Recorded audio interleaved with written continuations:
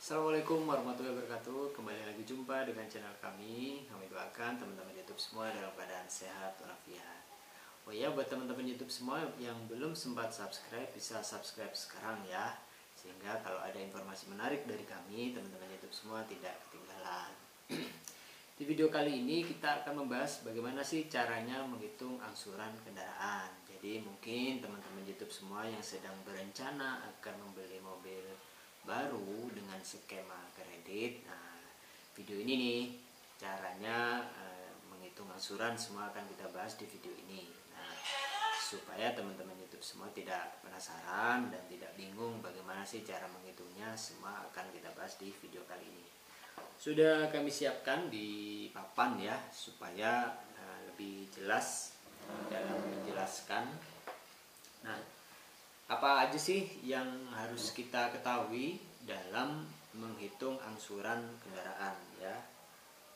Yang pertama, kita harus tahu dulu harga mobil barunya itu berapa. Taruhlah misalnya untuk LCGC itu besarannya sekitar 150 juta ya. Nah, kita harus siapkan juga namanya uang muka. Nah, uang muka misalnya di sini 30%, berarti ketemu 45 juta dari 150 ya. Kemudian bunganya berapa? Misalnya bunganya dari perusahaan pembiayaan itu sebesar 4,8%. Kemudian tenor itu adalah jangka waktu yang akan kita ambil. Misalnya 5 tahun berarti 60 bulan. Nah, biaya-biayanya apa aja?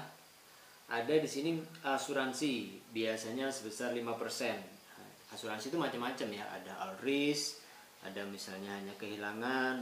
Taruhlah all risk besarnya 5% dari limit, berarti ketemu 7,5 juta. Kemudian provisinya sebesar 0,5% dari limit. Limit itu pinjaman yang akan kita pinjam di perusahaan pembiayaan. Polisnya, untuk cetak polis itu misalnya 40.000. Kemudian administrasi besarannya 700.000. Nah, bagaimana rumusnya? Nah, di sini untuk mengetahui limit atau plafon pinjaman adalah harga mobil baru dikurangi uang muka. Harga mobil barunya 150 juta ya. Dikurangi uang mukanya 30% berarti 45 juta. Ketemunya berarti 105 juta. Berarti yang akan kita pinjam adalah 105 juta. Nah, kemudian bagaimana menghitung cicilan? Cicilan itu adalah angsuran pokok plus angsuran bunga ya. Nah, bagaimana menghitung angsuran pokok? Angsuran pokok adalah limit ya dibagi tenor. Jadi tadi itu untuk limitnya kan 105 juta dibagi 60. 60 itu adalah 5 tahun ya, 60 bulan. Ketemunya berarti 1.750.000. Bagaimana menghitung angsuran bunga? Adalah limit dikali bunga 4,8% ini dibagi 12. Ketemunya 420 ya. Nah, berarti kita sudah menemukan berapa cicilan kendaraan kita jikalau kita dengan pembiayaan sebesar 105 juta, yaitu angsuran pokok 1.750.000 ditambah 420 angsuran bunga, ketemu 2.170.000. Nah, berarti besaran angsuran kita kalau kita pinjam 105 juta selama 5 tahun adalah 2.170.000.